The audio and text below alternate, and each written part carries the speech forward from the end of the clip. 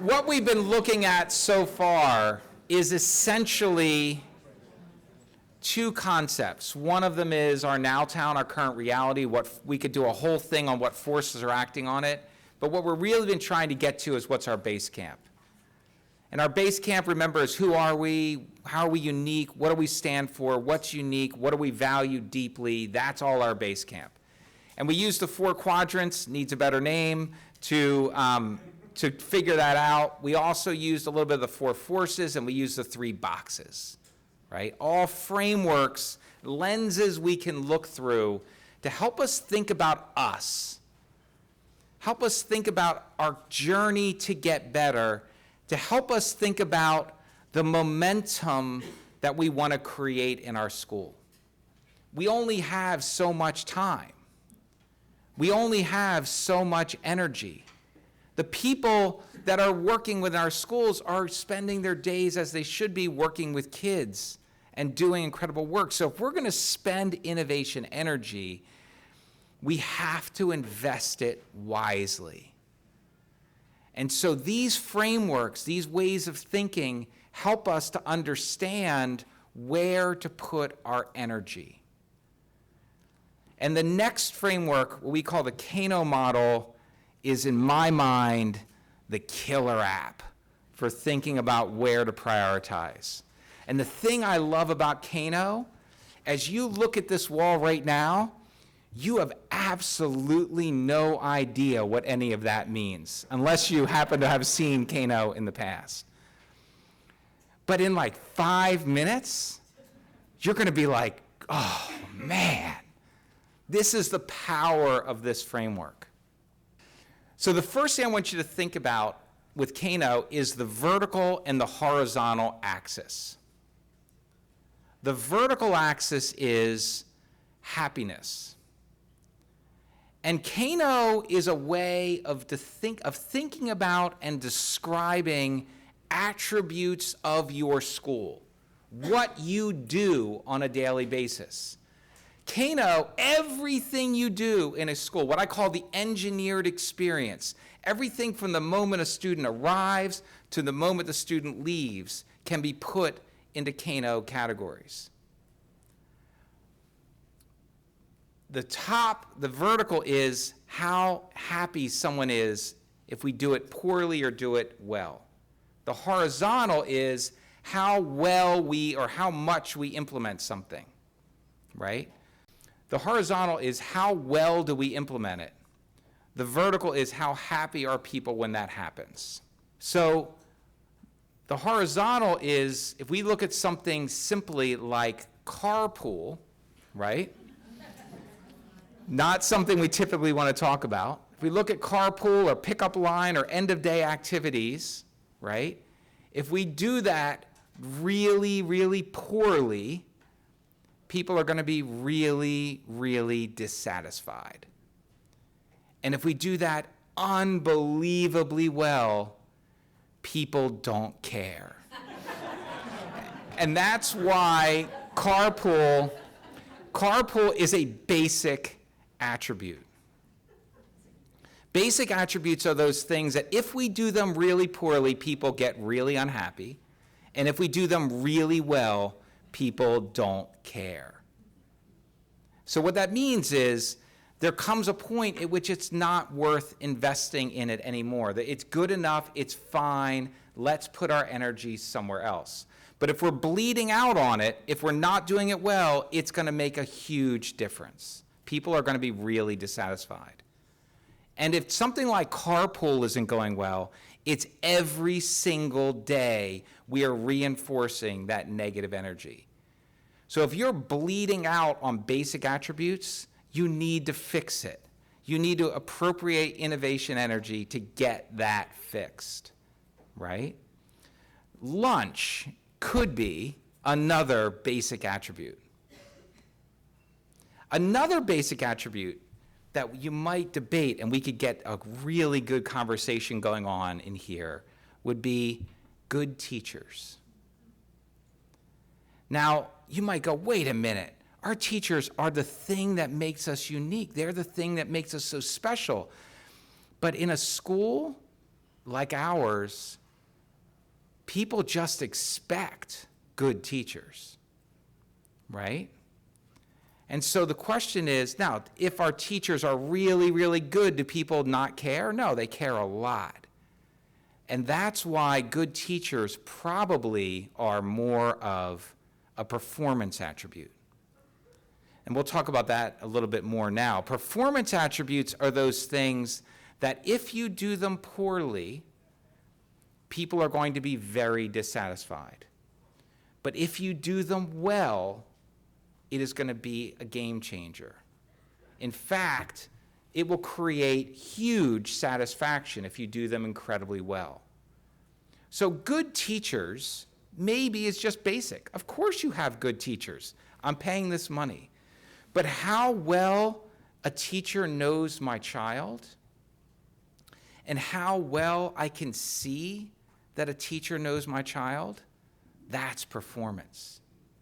How well a teacher enlightens my child, sparks their passion, gets them excited, has them fired up about what they're learning and why they're learning it, that is performance, right? So a couple of the most consistent things I see in schools are that, number one, we're bleeding out on basic. All over the place, there's things we should be doing, we should be getting our hands around and improving them. And for some reason or another, we're just kind of not, and it just kind of feeds that dissatisfaction. The second thing we're doing is we don't know what our performance is. We haven't yet said, that's our thing.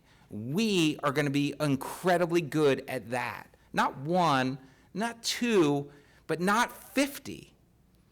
What are the few things that we are going to be incredibly good at as a school? And we are going to push that flywheel year on year on year, getting incredibly good at those few things.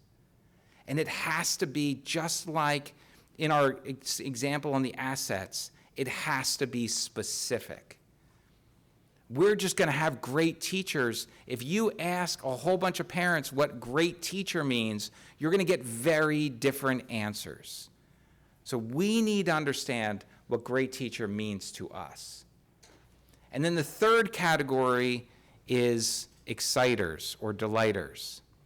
And the thing about exciters and delighters is that if we do it really well, people are happy. It's exciting.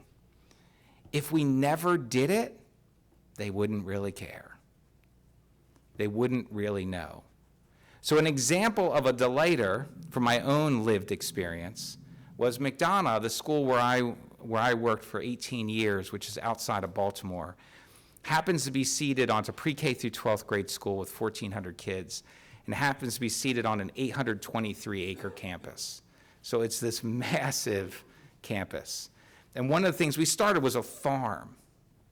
And we just started almost like Mike Cobb. We started this little tiny farm, just put up a fence, started growing stuff. Kids were involved, teachers were involved. The thing now has 2 barns, all kinds of different animals. It's probably 6 acres of farmed land. Everybody's involved. It's a completely unique thing for the school. It is an incredible exciter. It is generating huge momentum for the school. But how dissatisfied would people be if we never had a farm in the first place, right? So does it make it a bad thing? Not at all. Should we not have exciters? Not at all. In fact, they are the secret sauce that we have in our school. They're those magic things that you come across. In the car world, an exciter is a heated steering wheel. Right? You're not going to see a car advertisement for a heated steering wheel. Why? Because they want the moment when you're in the car and you're just about to buy it and they say, hey, by the way, especially if you live in Minnesota, that steering wheel heats up in the winter. And you go, what? No way! And you have that exciter moment, right?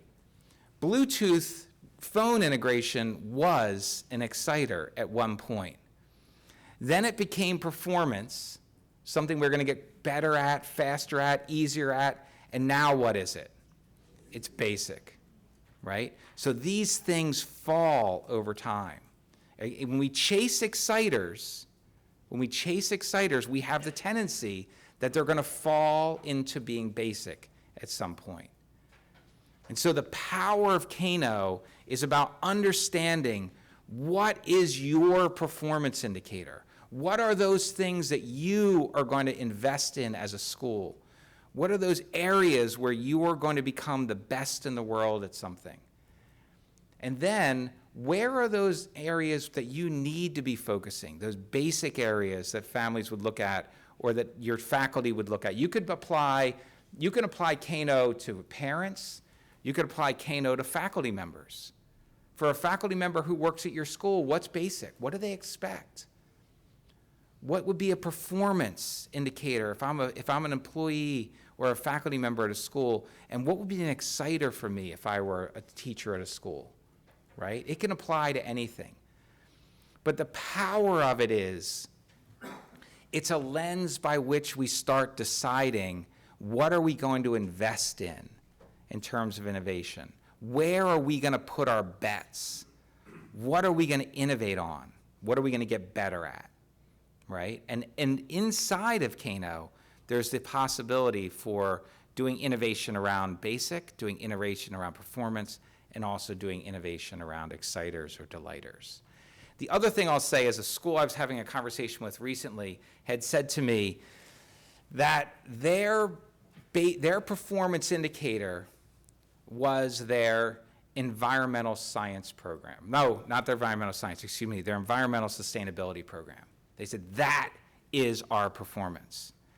And I had a question about that with them. Why did I have a question about that? Why did I say it's actually an exciter? Anybody know? They said their environmental sustainability, their recycling program was their performance indicator. And I said, it's not about the student experience. That's a good one. Yep. What else? Saw on the website, didn't see it in action. Sure, maybe. Also, is a family going to be really disappointed, super disappointed, if recycling isn't that good? Right? Not probably. Maybe. In some schools, certainly. Some schools, definitely. Some schools, definitely, but not particularly probably in this one. And so the point that I was making with them is not to say that there's anything wrong with it being an exciter, not that there's anything wrong with an incredible program about environmental sustainability. What I started asking them, though, is why is it your performance? And what they said to me is because the students run the program. The students are in charge of every aspect of it. The students are the leaders in it. They're self-organizing, they're empowered, they take charge, and they have made it an incredible program at the school. And so my point to them was, your performance is student leadership. And you happen to be delivering on it through environmental sustainability. Does that make sense? And so when they said our environmental sustainability program is our performance, that was so limiting, right? Because at what point have you done all there is to do with an environmental sustainability program? But when student leadership is their performance, it can go anywhere and everywhere. You can weave that in across the school experience. And so for them, they're now building student leadership as a real performance indicator because they're really good at it. And one of the ways they do it incredibly well is this delighter around environmental sustainability, right? So that's sort of a way of thinking about, for me, programs are rarely performance. It's what's embedded in them that creates the performance indicator that we should be innovating on. All right, so Kano's a lot. Go ahead and chew on that for a few minutes. Think about it from your school perspective. So to think a little bit about Kano just for a sec. Kano is, again, it's a tool for deciding where are we going to innovate, where are we going to invest some energy, where are we going to make our mark. And the lesson to take away from it is that we want to know what our basic is. We want to sit down. It'd be a great activity to take some chart paper and be like, what's basic quality at this school? When folks arrive here, they enroll, what do they just expect us to just be able to do and do well? And if we do those things really well, it's not going to be earth-shattering, but there are things we just should be able to deliver on, right? So I remember in one school we were working with, the school really decided that, and this was one we talked about in Strategy Lab a little bit, this school decided that their middle school parent-teacher conference was just not getting it done. And they were like, we just need a really good conversation between a teacher and a parent. Like, that's kind of basic. And they felt when they really looked at it, they were getting feedback that, they're doing 5-minute conferences. In middle school, you had 6 teachers or sometimes 7 teachers your child was working with, but because of scheduling constraints, you could only sign up for 4 conferences, right? You're running around, you spend most of your time trying to figure out how to schedule the thing, let alone even go to it. And then you didn't get to talk to the teacher you really wanted to talk to because their schedule got full, because a bunch of other people registered first, right? And they were just like, gosh, there's got to be a better way to do this. And for them, yeah, it was about a performance indicator about how do we help our parents and our students and the triad of student, parent, and family or teacher really be the best it can possibly be. But also from a basic perspective, they're like, people should just expect that, and we're not really delivering on it. Performance is that thing we want to just keep, it's our flywheel we want to be pushing for the next 5, 10 years. Right? Grant often calls it the North Star. It's those things that we want to be uniquely good at. And then those exciters, those delighters are those magic secret sauce to our experience, to our community, that if people hit them across the way, it's going to be incredible for us, great for kids, great for our mission. They're unique to us. But they're not all, if we just all we're doing, there's no centrality to that, there's no clarity to it, they'll just seem like they're just random, exciting things, right? My friend, I don't know if any of you know Albert Throckmorton, head of St. Mary's in Memphis, but Albert once said to me, if all we wanted was excited kids, we could just open a classroom door and throw in a monkey, right? And a very Albert Throckmorton sense of humor, right? But his point was that it's got to be more than that, right? So exciters are incredibly powerful thing, but it's not, our plan, our work, our innovation can't just be about chasing exciters, right? So as another one that we look at, as we look at these frameworks, as we think about innovation, as we think about designing and moving forward, one of the concepts that really emerges for me is the concept of Kaizen. Kaizen comes out of the Japanese automotive industry, as does Kano. Kano comes from Japan as well. And Kaizen is that idea of small, very small innovations that we can do over and over again that are going to make a difference, right? Kaizens are these little tiny things we find that if we just did those better, it might work a little better. Kaizens are you probably have all kinds of Kaizen in your drop-off and pickup process, right? They're the little things that you can do. So the reason I show this sign, notice this is not an entrance, because there was a school that I was visiting in a city, and as I approached the school, happens to be a school in a very urban area, and they had 4 entrances to the school, 4 ways that people could come in and out of the school. And as I approached the first entrance, this sign was hanging on the gate, right?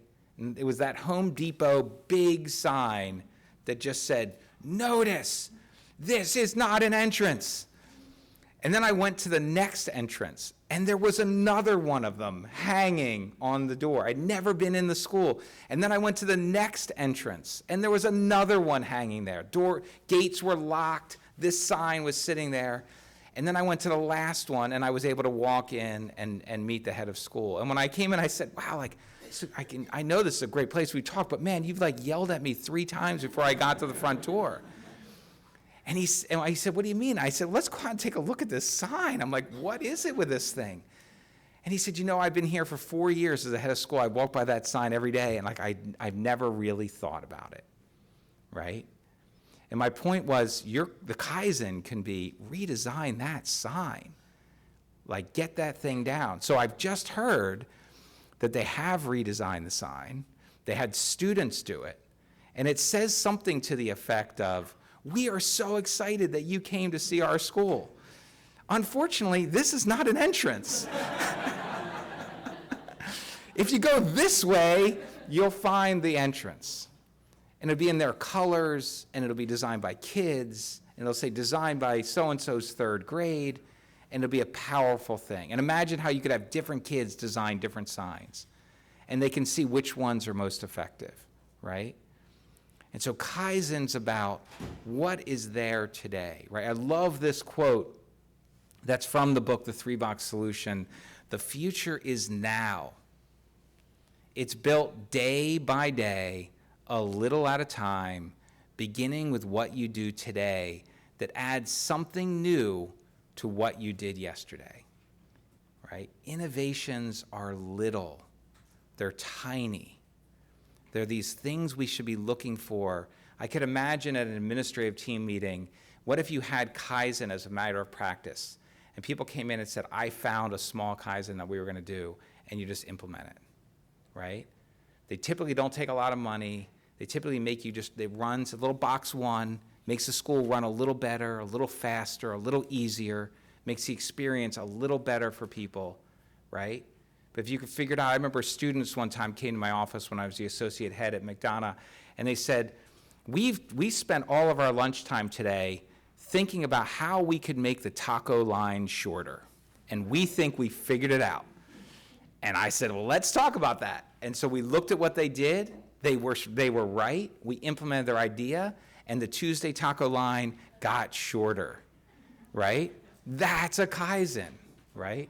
It's a little thing we can be doing in our school, but if we have that, if we can create that energy where day in and day out we're doing that work, we can make incredible schools and incredible impact over a short period of time, right? So this is what I used to call in the mountain, these little day hikes, these little things we can do. We just leave Nowtown, we go out, we try something small, we learn something, we come back into the community. And it's that innovation muscle that we build by doing the little things, which can be really powerful as we start to build the courage and the energy to take on the big things. So I'm going to close today with a little bit of information about yet another book that I think you should be reading if you haven't already, and that's Patrick Lencioni's book, The Advantage. The Advantage is one of those books for me that really gets at this idea, because all this innovation stuff, all this work around Kaizen and Kano and quadrants, it's all powerful, it's all interesting, it's all intellectual, right? But none of it matters if we don't have the culture to make it happen. None of it matters if we're not fundamentally a learning organization. And what Patrick Lencioni, who is the author of The 5 Dysfunctions of a Team, which is another phenomenally good book, but he writes in The Advantage, which is kind of like it's like his greatest hits album. And in this, he writes about the notion that why organizational health trumps everything else. It's more important than strategy. It's this whole notion of culture, eat strategy for breakfast. All of that stuff is really embedded in this. And what I love about it so much, what he talks about is there's 4 quadrants to kind of bring this quadrant thing full circle. He kind of talks about 4 quadrants, 4 things you need to do to build that organizational culture, that organizational health. And number 1 is you've got to build a cohesive leadership team. And he goes on to talk about how you actually do that, and I have a slide next that gets into a little bit more of that. But first, you've got to build a cohesive leadership team. And once you do that, once you have that energy and that muscle built and you have that team, you've got to create clarity about where it is you're going, why you're going there, what you're about. Again, your base camp and your summit in some ways. And once you create that, the third most important thing is you've got to over-communicate your clarity. And once you've over-communicated your clarity, you need to reinforce your clarity. That Lencioni's point is that what we don't do enough is we don't create organizational health through creating clarity about what we're really about. So it all fundamentally comes back to that base camp idea. It all fundamentally comes back to that clarity. And so he talks, this is the part, if you just read nothing else, I would read the first couple chapters, as is true often with some books like this, although The Advantage is one that I would absolutely read the whole thing. He has a great section where he talks about meetings and how to run effective meetings. But what he talks about when he's talking about building a cohesive leadership team is he talks about the requirement to build trust, and trust that's fundamentally grounded in vulnerability. And once you have built that trust, only when you have that trust can you have a leadership team that can have true conflict, that can actually disagree and butt heads and argue about stuff. And once you have that ability to have real conflict, only then can you have real commitment. And once you have that real commitment, only then can you have true accountability, and only then can you get to real results. And this notion that you have to start at that level of trust is something I find so powerful. And what I love about it also is the second building block is that conflict. Because I know that in the schools where I've worked and where I've been many times, we can't get to conflict, right? We can't get to that really wrestling with great ideas. I know that Grant, you and I have had a bunch of like butt heads conversations, which I've truly loved, because we get in it, right? There's a level of trust and respect where we can like toss it around, right? And that kind of thinking, I think, is so powerful here. And so as we sort of head out on that mountain, right, it is about creating that imperative, that shared notion that while Nowtown is lovely, we've got to move on. And where we go when we put our pack on is we can start doing little Kaizen, we can start trying things out, but what we're in the search of first is what is our base camp. One of the most consistent things I see in schools that try to do big innovation is they don't have a stable base camp. They do what I call fast hiking through base camp. They just assume that everybody has that deep sense of clarity and trust, and everybody knows exactly what we really stand for, and then they go after a big idea. I was working with a school 3 or 4 months ago that was like, we had this idea where we were going to create this engaged learner. Engaged learning was what we were all about. We were going to do this. We were all bought in. The board's bought in. Everyone's bought in. And then we tried to change the schedule. And the whole freaking thing fell apart. And it fell apart because the idea of engaged learning was surface, right? It wasn't grounded deeply in the base camp. The base camp is where you go when you get cold, right? If anyone has ever read the book Into Thin Air, right? They would be in base camp, 17,000 feet on Everest. They would hike up to Camp 1, and they would go back down. And then they would push out to Camp 2, and they would come back down. Base camp is where you get fortified, when you push yourself to your outer limits, right? And so creating it is the key. And once it's there, once you have that clarity, my experience has been that that's the time when you can then create the momentum. That it's through that clarity, that cohesive leadership team, that true commitment to a stable base camp, that then your school can really be creating momentum. But you can create momentum now, right? You can start, this is where the Kaizen effect, the small innovations, the small things will start to create. The last thing if we had more time, what we might talk about is the power in empowering others, the having everyone in your community, particularly students. One of my favorite things about Mike Cobb is that when I visited Mike in the school, there was so much the students were in charge of, right? He's masterful at empowering students to go make things happen. So I wish I had more time to spend with you, but I just want to say thank you all for some good time today. I really appreciate it.